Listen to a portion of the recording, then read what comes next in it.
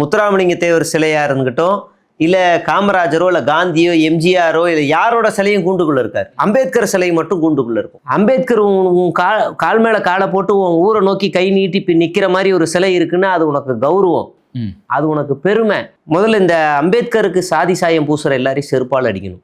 நீங்க இந்த ஆட்சியில் நடக்கிற சாதி ஆணவ படுகொலை கிட்டத்தட்ட 9 பேர் தாக்கப்பட்டிருக்காங்க.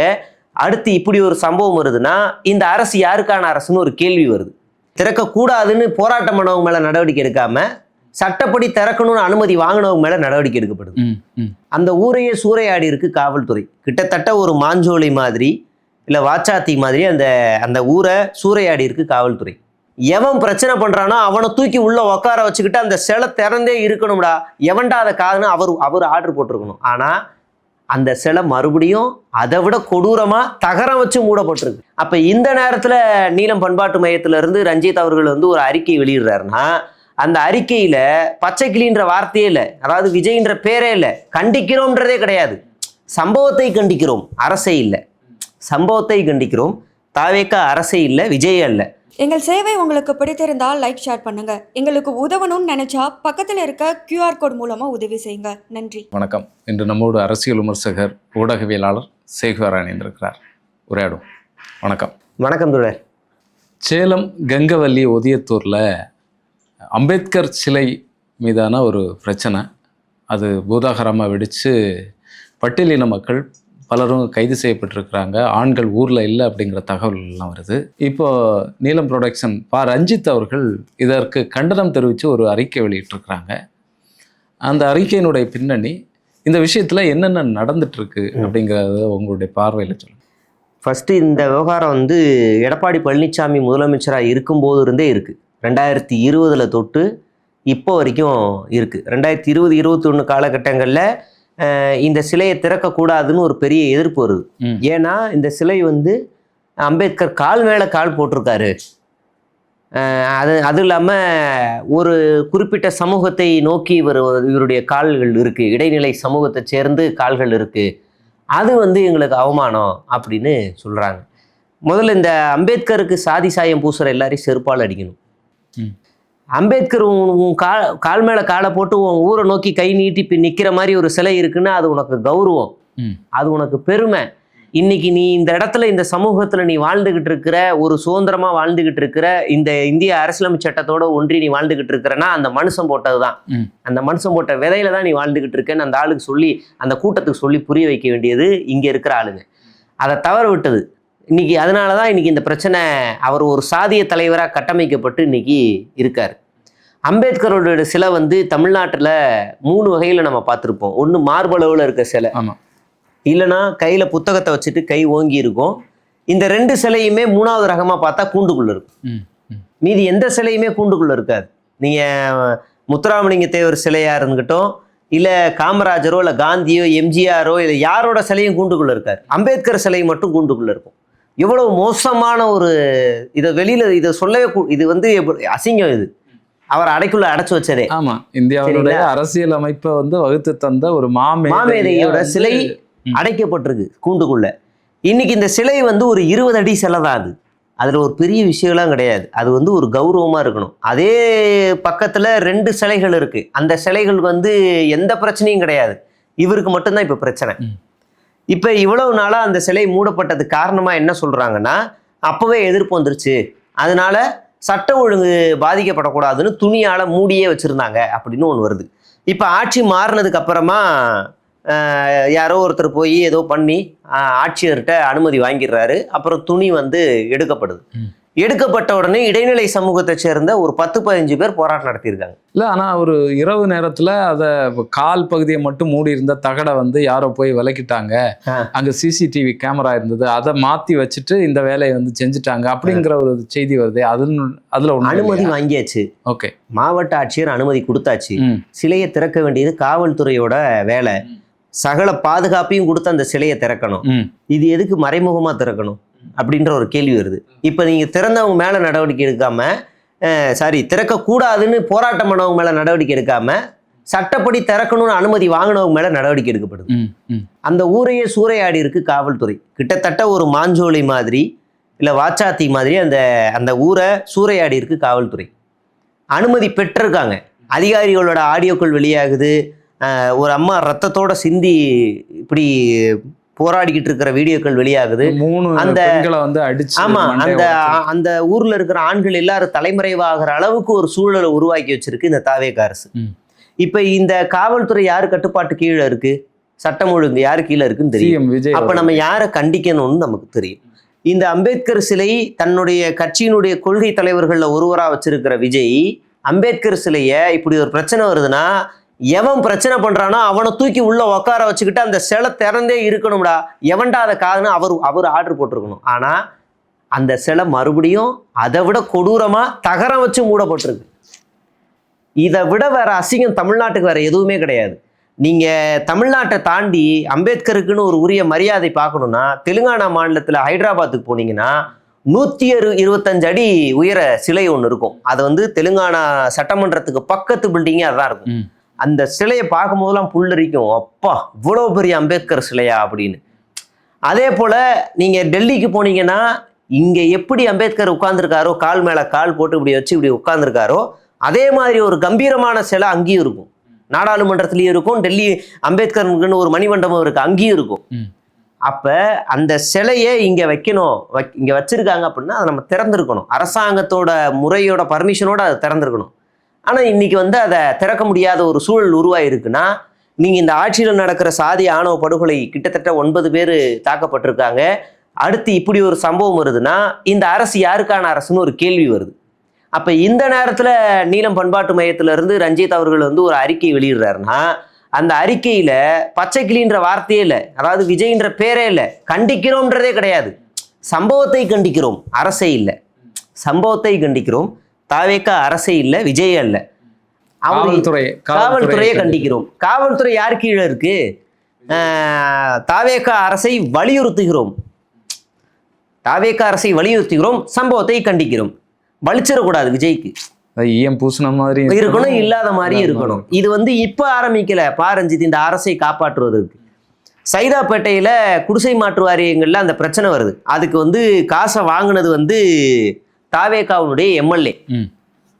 அப்போ ஒரு ஆர்டிகல் வெளியாகுது, இப்படி வந்து இந்த மாதிரி ஒரு அசம்பாவிதம் நடந்துருச்சு, இதுக்கு காரணம் விஜய். அதுலயுமே பச்சைக்கிளின்ற பேர் கிடையாது, விஜயோ இல்ல தாவேகா அரசோ இல்ல யாருமே கிடையாது. அது அந்த ஊர் எம்எல்ஏ பேர் கூட வரல, அதிகாரி, வலிக்காம அதிகாரி. சாதி ஆணவ படுகொலைகள் நடந்துகிட்டு இருக்கு, இது உடனடியாக நிறுத்தப்பட வேண்டும், வேண்டுகோள் நிறுத்தப்பட வேண்டும். அந்த இடத்துல கண்டிக்கத்தக்கது கண்டனம் எதுவுமே கிடையாது, எதுவுமே இல்லை. இந்த அறிக்கையிலுமே சம்பவத்தை கண்டிக்கிறோம். அப்ப இந்த ரஞ்சித் அவர்கள் யாரை காப்பாற்ற நினைக்கிறார்? நீங்க கடந்த கால ஆட்சியில திமுகவை எதிர்த்தீங்க, நாங்கள் வரவேற்கிறோம், நல்ல விஷயம் தான். அரசாங்கத்தை நீங்கள் வரவேற்கிறோம். அப்போ நாங்கள் வந்து நீங்கள் பண்ணது சரிதான், இனி ஒரு கொலை நடந்துச்சுன்னா நாங்கள் வந்து தாவேகாவுக்கு திமுகவுக்கு கொடுத்த ஆதரவை நாங்கள் திரும்ப பெற்றிருக்கோம். நீங்கள் அது உங்களுடைய உரிமை, நீங்கள் அது பேசிதான் ஆகணும், அதெல்லாம் கரெக்டு. ஆனால் அதே ஸ்டாண்டு ஏன் இப்போ இங்கே இல்லை? அதுதான் எங்களோட கேள்வி. அப்போ யாரை காப்பாற்ற துடிக்கிறீங்க? இல்லை, ஒருவேளை விஜய் அவர்கள் ஆட்சிக்கு வந்தால் இந்த இதெல்லாம் மாறும், ஆணவ படுகொலைகள் நடக்காது, ஒரு ஸ்டெடியான ஒரு முடிவுகளை எடுப்பார், தன்னுடைய இரும்பு கரம் கொண்டு இந்த மாதிரியான விஷயங்களை ஒடுக்குவார் அப்படின்னு சொல்லி நினைச்சே வந்து இவர்கள் ஆதரவு கொடுத்தாங்களா ரஞ்சித் மாதிரியான ஆட்கள்? இப்போ அது வந்து தகர்ந்து போன இடத்துல இருந்து உடனடியாக எப்படி நம்ம ரியாக்ட் பண்றது அப்படிங்கிற இடத்துல இருந்து இதை நம்ம தாவேக அரசு ஆட்சிக்கு வந்த உடனே முதல் அறிக்கை, முதல் ஒரு ட்வீட் வருது ரஞ்சித் கிட்ட இருந்து, சாதி மதம் பார்க்காம ஒரு பெரிய வரலாற்றை படைத்து வேட்பாளர்களை நிறுத்தி தாவேகா ஜெயிச்சிருக்கு அப்படின்னு ஒரு அந்த மாதிரியான சென்டென்ஸ்ல ஒன்று விடுறாரு. ஆனா இவர் அப்ப அந்த நேரத்துல அவர் என்ன பண்ணாருன்னா, அக்கா மரியாதைக்கு அக்கா பொற்குடி அவர்களுக்கு ஆதரவு கேட்டிருந்தார். அவங்க அதிமுகவில் நின்று தனி கட்சி ஆரம்பிச்சு அதிமுகவோட கூட்டணியில் நின்னாங்க, ரெட்டை இலட்சணத்துல நின்னாங்கன்னு நினைக்கிறேன். அது எவ்வளவு பெரிய அபத்தம். அதிமுக யாரோட இருக்கு? பாஜகவோட இருக்கு. நீங்க கபாலி பல படங்களை பாஜகவுக்கு எதிராக எடுத்துட்டு, கபாலி அப்புறம் இன்னொன்னு 2-3 படமா கபாலியா அது காலா, இதெல்லாம் நீங்க பாஜகவுக்கு எதிராக எடுத்துட்டு சங் பரிவார்களுக்கு எதிராக எடுத்துட்டு இன்னைக்கு சங் பரிவார் கூட்டத்துல ஒரு அக்கா போய் கூட்டணியில நின்னாங்கன்னா அவங்களுக்கு நீங்க ஆதரவு கொடுப்பீங்க. அதே ஆதரவில் அந்த அக்கா வந்து ஒரு கூட்டம் தோக்கடிச்சிருக்கு, ஒரு தற்கொலை கூட்டம் தோக்கடிச்சிருக்குன்னா அந்த கூட்டத்துக்கும் நான் நிற்பேன் அப்படி நிற்கிறது என்ன மனநிலை இது? என்ன உங்களோட அரசியல் புரிதல் என்னன்ற கேள்வி வருது. நான் உங்களை ஒரு காலத்தில் உங்களெல்லாம் நாங்கள் வந்து பெரிய அளவில் மதித்தோம், பெரிய அளவில் போட்டுனோம். உங்களுடைய அரசியல் கருத்துக்களை இன்றைக்கும் நாங்கள் அதை வரவேற்கிறோம், எல்லாமே சரி. ஆனால் அரசியல் ரீதியாக நீங்கள் இப்போ எடுத்துக்கிட்டு இருக்க ஸ்டாண்டு வந்து சரியானதா? எங்கள் சேவை உங்களுக்கு பிடித்திருந்தால் லைக் ஷேர் பண்ணுங்க. எங்களுக்கு உதவணும்னு நினைச்சா பக்கத்தில் இருக்க QR கோட் மூலமா உதவி செய்யுங்க. நன்றி. இல்லை திமுக எதிர்ப்புல இருந்து தான் இதெல்லாம் வருதா? அப்படிதான் நம்ம நினைக்கிறோம். அந்த நீங்க ஒற்றை திமுக புள்ளியில எதிர்ப்பு இருக்கலாம், எங்களுக்கு அது பிரச்சனை கிடையாது. நீங்க திமுக எதிர்ப்போ, கம்யூனிஸ்ட் எதிர்ப்போ, திருமாவளவன் எதிர்ப்போ நீங்க எதிர்க்கிறீங்க, அதெல்லாம் தகவல் வருது, எல்லாம் ஓகே. ஆனா இப்ப நீங்க தவேக அரசை காப்பாற்றுறீங்களே, உங்கள் ஸ்டாண்ட் எல்லாமே அப்படித்தானே இருக்கு. அப்படி அப்படி என்ன அவசியம் அப்படின்னு ஒன்று இருக்கு. நீலம் பண்பாட்டு மையத்துக்குள்ளேயே ஒரு ஆள் ஒருத்தர் இருக்காரு, அவரை நான் நேர்காணல் செஞ்சிருக்கேன். அந்த நபர் வந்து ஒருத்தரை விசாரிச்சா அவர் இல்லைங்கிறாரு, இன்னொருத்தரை விசாரிச்சா அவர் அதில் தான் இருக்காரு, பொறுப்பில் இருக்காருங்கிறாங்க. இன்னொருத்தரை கேட்டால் அவர் இருக்காரு, மெம்பராக இருக்காருங்கிறாங்க. அந்த நபர் வந்து இன்னைக்கும் வட சென்னையில் என்ன பண்ணிக்கிட்டு இருக்காருன்னா, ஆக்டிவிஸ்டாக இருக்கிற சில சமூக ஆர்வலர்களை கூப்பிட்டு நீ இன்னும் ஏன் இப்படியே இருக்க, தாவேக்காவுக்கு வா, உனக்கு என்ன வேணுமோ வாங்கி தரேன்னு சொல்லியிருக்காரு. அதே நபர் புளியந்தோப்பு பகுதிகளில் போய் கேம்பெயின் பண்ணியிருக்காரு. என்னன்னு கேம்பெயின் பண்ணியிருக்காரு? எவ்வளவு நாள் தான் ஆண்ட கட்சிகளுக்கும் ஆண்டு முடிச்ச கட்சிகளுக்கும் போட்டுக்கிட்டே இருப்பீங்க, ஒரு மாற்றத்துக்கு போடுங்கன்னு சொல்லி கேம்பெயின் பண்ணியிருக்காரு. நமக்கு நீங்க அஃபீஷியலா நாங்க இந்த கட்சிக்கு தான் ஆதரவுன்னு சொல்லிட்டு நீங்க பிரச்சாரம் பண்ணியிருக்கலாம், நாங்க இப்படி விமர்சனம் பண்ணவே மாட்டோம். மறைமுகமா இப்படி ஒருத்தரை தூக்கி பிடிச்சி நீங்க என்ன சாதிக்க போறீங்க? இல்ல அது தனிப்பட்ட நபர்களுடைய விருப்புல இருந்து உருவாகக்கூடியதாக சில இருக்கலாம். நான் ஒரு 2-3 பேரோட பெயர் பட்டியலே என்னால சொல்ல முடியும். எந்த இடத்துல யார் வீட்டில் போய் நின்று அவங்க என்ன வார்த்தைகளை பதிவு பண்ணி வாக்கு சேகரிச்சாங்கன்னு, அவங்க வாக்கு சேகரித்த ஒரு 5 வீடுகள் எனக்கு ரொம்ப நெருக்கமான வீடுகள், போன நபர்கள் யார் யாருன்ற பட்டியல் எல்லாமே என்கிட்ட இருக்குது. ஆனால் நட்பு சக்தியாக இருக்காங்கன்ற ஒரே காரணத்துக்காக அதை நாம் வந்து சொல்ல முடியாத ஒரு சூழலில் இருக்கோம். பரவாயில்ல, நீங்கள் ஓட்டு யாருக்கு போடணும் போடக்கூடாதுன்னு நீங்கள் கேம்பெயின் பண்ணலாம், அது எங்களுக்கு பிரச்சனை கிடையாது, நீங்கள் உங்கள் விருப்பம் அது. நீங்கள் பொற்கொடி அவர்களுக்கு கேம்பெயின் பண்ணியிருந்தா கூட எங்களுக்கு பிரச்சனை கிடையாது. ஆனால் அதே தொகுதியில் நீங்கள் யாருக்கு கேம்பெயின் பண்ணீங்கன்னு எங்களுக்கு தெரியும். அதே தொகுதியில் யார் கேம்பெயின் பண்ணீங்கன்னு தெரியும். அதே பெரம்பூரில் நீங்கள் யார் கேம்பெயின் பண்ணீங்கன்னு தெரியும். இப்போ அந்த நபர் தாவேகாவுக்கு எவ்வளோ வேலை செஞ்சுக்கிட்டு இருக்காருன்னு நமக்கு தெரியும். இப்படியெல்லாம் நீங்கள் இது ரஞ்சித்துக்கு தெரியுமான்னு எனக்கு தெரியல, மேபி தெரிய வாய்ப்பு இல்லை. எனக்கு தெரிஞ்சு இவரை பற்றிய தகவல்லாம் அவர் போக வாய்ப்பு இல்லை. ஆனால் கீழே இப்படியான ஆட்களும் அதில் இருக்காங்கன்றது எனக்கு தெரியும். அப்போ ரஞ்சித் வந்து இப்போ தாவேகா ஸ்டாண்ட் எடுக்கிறாருன்னா அவர் சோசியல் மீடியாவில் ஆக்டிவாக இல்லையான்னு எனக்கு தெரியல. இது வரைக்கும் 9 சாதிய ஆணவ படுகொலை 50 நாளில், இதுதான் தமிழ்நாட்டில் முதல் முறை எனக்கு தெரிஞ்சு. இவ்வளோ குறுகிய காலங்களில் நான் சொல்கிறது இப்போ ஒரு 20 வருஷத்தில் முதல் முறையே இப்போ தான் ஒரு ஆட்சி அமைஞ்சு 50 நாளில் இவ்வளோ சாதிய ஆணவ படுகொலை நடக்குது. ஒடுக்கப்பட்ட மக்களுக்கு எதிரான தாக்குதல்கள் அதிகமாகுது, லாக்அப் டெத் அதிகமாயிருக்கு, சட்ட ஒழுங்கு பிரச்சனைகள் அதிகமாயிருக்கு. இன்னைக்கு நாம பேசிக்கிட்டு இருக்க இந்த நாளில் 3 கொலைகள் நடந்திருக்கு வெவ்வேறு பகுதிகளில், பெண்கள். அதுவும் நீதிமன்றத்தில் வீட்டில் வச்சு கொலை பண்ணிட்டு ஆஸ்பத்திரிக்கு போயிருக்காங்க ட்ரீட்மெண்ட்டுக்கு, அங்கே வச்சு கொலை பண்ணியிருக்கான் குடும்ப பிரச்சனையில். இப்படி அடுக்கடுக்கான பெண்களுக்கு எதிரான குற்றச்சாட்டுகள் தொடர்ச்சியாக வருது. அப்போ இது மட்டும் இல்லாமல் இந்த பட்டா கத்தி வச்சுக்கிட்டு சுற்றிக்கிட்டு இருக்கிறது, போதை பழக்கம் அதிகமாக இருக்கிறது இந்த ஆட்சியில் தான். அப்போ இதெல்லாம் அவர் பார்க்குறாரா இல்லையா? என்ன ஒரு கண்டன அறிக்கை கூட இப்போ வரைக்கும் வெளியிடாத ஒரு ஆட்சியாக இருக்குது.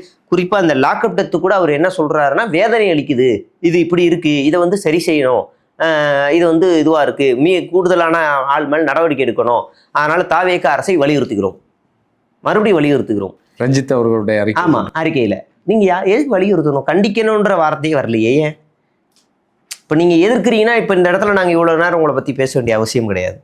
இப்போ இது என்ன மாதிரியான ஸ்டாண்டு நீங்கள் எடுக்கிறீங்க? இல்லை, ஒரு புதிய முதலமைச்சர் ஆனதுனால இப்படி ஒரு பார்வையை பார்க்குறாரா என்ன?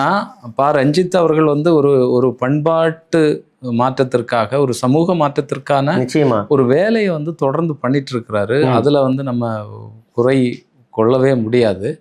அடிநிலையில் இருக்கக்கூடிய ஒடுக்கப்பட்ட சமூக மக்களுடைய கலைகளையும் பண்பாடையும் ஒரு பொதுப்பரப்பில் கொண்டு வரணும். அவர்களுக்கும் வந்து அவர்களுடைய கலை இசை எல்லாம் வந்து பாராட்டப்பட வேண்டிய, கொண்டாடப்பட வேண்டிய ஒரு விஷயம் தான். அப்படிங்கிறது இப்போ வரைக்கும் அவர் மக்கள் இசை, மார்கழியில் மக்கள் இசையில 1 வருஷம் கூட தவறாம நான் கலந்துக்கிறேன். நீங்க கடந்த கால ஆட்சியில ஆக்கிரமிப்பு நிலங்கள் அரசால செய்யும் போது அந்த இடத்துல நேரில் போய் நீங்க விசிட் பண்றீங்க. அப்போ அதெல்லாம் நாங்க வந்து சோசியல் மீடியால போட்டு நாங்க வந்து பெருமையா பேசணும், இவர் இப்படி செய்யறாருன்னு. இப்ப சேலம்ல நடந்திருக்கு, நீங்க ஏன் நேர்ல போகல? இந்த சம்பவம் நடந்து 3வது நாள் நடந்துகிட்டு இருக்கு, 3வது 4வது நாள் நடந்துகிட்டு இருக்கு. ஏன் நீங்க நேர்ல போகல? என்ன எங்களுக்கு 2த்துக்கும் நடக்கிற வித்தியாசம் எங்களுக்கு தெரியுது. சாதி ஆணவ படுகொலைகள் இது வரைக்கும் 9 பேர் இறந்துருக்காங்க. 9 சாதி ஆணவ படுகொலைகள். இந்த கடைசியா நடந்ததெல்லாம் அந்த வீடியோ பார்க்க ஈரக்குலையெல்லாம் நடுங்குது. குட்டி பிஞ்சு குழந்தைங்க அந்த இந்நேரம் இந்த சமூகத்துல அதுங்க அழகா வாழ்ந்துகிட்டு இருக்கும், கல்யாணம் பண்ணிட்டு ஒரு அழகான வாழ்க்கையை வாழ்ந்துகிட்டு இருக்கும். ஈவரக்கெல்லாம கொண்டிருக்கிற அந்த சாதி மிருகங்கள் இருக்குல்ல, அதுங்களை ஏற்றி விட்ட மிருகங்கள்லாம் இன்னைக்கு இந்த சமூகத்துல சுதந்திரமா சுத்திக்கிட்டு இருக்கு. வாழ வேண்டிய குழந்தைங்கள்லாம் இறந்து போயிருக்கு. அப்ப இந்த இதெல்லாம் நடவடிக்கை எடுக்க வேண்டியது இந்த தாவேகா அரசு தான். ஆனா இங்க இருக்க யாருக்கும் பயம் போயிருச்சோன்னு தோணுது. இதே தாவேகா அரசு தான் சாதிவாரி கணக்கெடுப்பு நடத்தணும்னு திடீர்னு ஒரு கோரிக்கையை கொண்டாந்து கடைசி போராட்டமா நடத்தினாங்க. சாதிவாரி கணக்கெடுப்பு நடத்தின ஒரு போராட்டம் இவங்க தான் நடத்தினது. ஆனா இன்னைக்கு என்ன, அதை நடத்த வேண்டியதானே? நீங்க தானே மாநில அரசு, நீங்க நடத்த வேண்டியதானே? அதை பத்தி உச்சு உட்கார்ந்துருக்கீங்களே என்ன அப்படின்னு நம்ம கேட்க தோணுது இல்ல. அப்ப இந்த அரசு கையாளாகாத அரசுன்னு நம்ம ஒத்துக்க வேண்டியதா இருக்கு. எதுலையுமே இப்போ வரைக்கும் ஒரு ஸ்டெப் கூட இவங்களால எடுத்து வைக்க முடியாத ஒரு நிலை. இவ்வளவு கான்ட்ரவர்சி இருக்கு. நீங்க பெண்களுக்கு எதிரானது, சட்ட ஒழுங்கு, பழனியில நடந்த அந்த முறைகேடு, அடுத்து லாக்அப் டெத்து, இப்ப இந்த சேலம் விவகாரம், இது எல்லாம் நடந்துகிட்டு இருக்கு. சிஎம் விஜய் என்ன பண்ணுவாருன்னா, சட்டமன்ற படிக்கட்டுல இருந்து வேகமா நடந்து வந்தாராம். அந்த வீடியோ அழகா கியூட்டா இருந்துச்சான், ஸ்மார்ட்டா இருந்துச்சான், சாக்லேட் பாய் மாதிரி இருந்துச்சான் அப்படின்னு வைரல் பண்ணிட்டு இருக்காங்க. இவ்வளவு பிரச்சனைகள் இருக்கு, உங்களுக்கு இதுதான் மெச்சுக்கிற அளவுக்கு இருக்கு. அப்ப இதெல்லாம் பார்க்கும் போது வைத்தறிச்சலா இல்லையா? இப்படி ஒரு அரசு இப்படி ஒன்று நடந்துகிட்டு இருக்கே, இதை நம்ம கேள்வி கேட்க வேண்டிய இடத்துல இல்லையா? போய் வலியுறுத்தணும்னு சொல்லிக்கிட்டு இருக்கீங்க. நீங்க வலியுறுத்தினா அவங்க பயந்து உடனே எல்லாம் செஞ்சிருவாங்களா? இடது சிந்தனையில இருக்கிற முற்போக்கு அமைப்புகள் எல்லாருமே சேர்ந்து குரல் கொடுத்தாதானே இந்த அரசு இந்த மாதிரி அச்சுறுத்தலுக்கு கொஞ்சமாவது இதுக்கு ஒரு நடுக்கத்தை கொடுத்தாதானே இதை அடுத்தடுத்த வேலைகளை செய்யும். உங்களை மாதிரி நட்பு சக்திகள் எல்லாருமே, உங்களை மாதிரி முற்போக்கு சக்திகள் எல்லாருமே இப்படி செயல்முறைகள்ல இருந்தீங்கன்னா யாரை நம்பி நாங்கள்லாம் இந்த சமூகத்துல பயணிக்கிறதுன்னு ஒன்று இருக்குல்ல. இல்லை, இப்போ பொதுவாகவே தாவேகா அரசை, விஜய் அவர்களை கூட இருக்கக்கூடிய தோழமை சக்திகளான கம்யூனிஸ்டுகளை கடுமையாக எதிர்க்கலை. இப்போ நீங்கள் குதிரை பேரம் குற்றச்சாட்டுகளை திமுக உட்பட அதிமுக உட்பட பல கட்சிகள் வச்சுட்டு இருக்கு. 6 பேர் எம்எல்ஏக்கள் ராஜினாமா பண்ணிட்டு வந்துட்டாங்க. 10 பேர்கிட்ட பேரம் நடக்கிறதாக செய்திகள் வெளியாகிறது. ஆனால் கம்யூனிஸ்டுகள் இதை வலிமையாக கண்டிக்கலை. இப்போ சிபிஎம் சண்முகம் அவர்கள் பாஜக பண்ணால் தான் அது குதிரை பேரம், இங்கே விரும்பி வராங்க அப்படிங்கிற பாணியில் அவர் பேசிகிட்டு இருக்கிறாரு.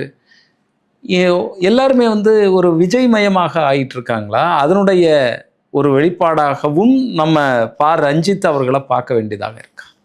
இது எப்படின்னா, சிபிஐ சிபிஎம்முக்கு ஒரு ஒரு ஒரு எப்படி சொல்ற, ஒரு கெட்ட பேர் அவப்பேர் இப்போ வந்திருக்கு அவங்க மேலே. இந்த குதிரை பேரத்தில் இவங்களுக்கும் தொடர்பு இருக்கு, இவங்களும் போயிடுவாங்க அப்படின்னு. ஒரு பக்கம் வீரபாண்டியா அவர் என்ன சொல்றாருன்னா, அமைச்சரவையில் இடம் பெறுவோன்றாரு. இன்னொரு பக்கம் பேசணும் என்ன சொல்றாருன்னா, அவர் ஏன் அப்படி சொன்னார்லாம் எங்களுக்கு தெரியாது, அவர் வேற கட்சி, நாங்க இடம்பெற மாட்டோம் அப்படின்ற ஒரு ஸ்டாண்ட் அவர் எடுக்கிறாரு. பாஜகவை நோக்கி விரும்பி போறாங்க, பாஜக பண்ணாதான் குதிரை பேரம்னா பாஜகவை நோக்கி விரும்பி தான் போனாங்க எல்லாரும்.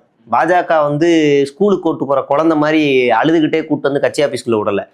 அந்த கட்சிக்கு விரும்பி தான் போனாங்க. அஜித் பவார் ஆகட்டும், இல்ல அவங்க மனைவி ஆகட்டும், இல்ல தமிழ்நாட்டிலேயே கூட, ஏன் இங்க பாண்டிச்சேரியிலேயே நடந்துச்சே ஒரு குதிரை பேரம். இன்னைக்கு காங்கிரஸ்ல இருக்க நமச்சிவாயம் தானே இன்னைக்கு அங்க இருக்காரு. அவர் என்ன அழுதுகிட்டேவா போனாரு? அப்படிதான் போனாரு. கோவாவில் விலை கொடுத்து வாங்கப்பட்டவர்கள், இல்ல இப்ப மேற்கு வங்கத்துல விலை கொடுத்து வாங்கப்பட்டவர்கள் எல்லாருமே விருப்பப்பட்டு தான் போறாங்க. அதனால இவர் என்ன இப்படி பேசிட்டு இருக்காரு நமக்கு தெரியல. மேபி உள்ளாட்சி தேர்தலுக்கும் கூட்டணிக்கே அடி போடுறாங்களா, இல்ல என்ன ஸ்டாண்ட் எடுக்க போறாங்கன்னு தெரியல. அதனால இவங்க அந்த என்ன சொல்றது, இவங்க ஒரு சேஃப் ஜோன்ல பிளே பண்றாங்க. நான் பார்த்த வரைக்கும் திமுகவையும் விமர்சனம் பண்ணிக்கிட்டு, தாவேகாவையும் விமர்சனம் பண்ணிக்கிட்டு, 2 பேரையுமே விமர்சனம் பண்ணிக்கிட்டு ஒரு சேஃப் ஜோன்ல பிளே பண்ணலாம்.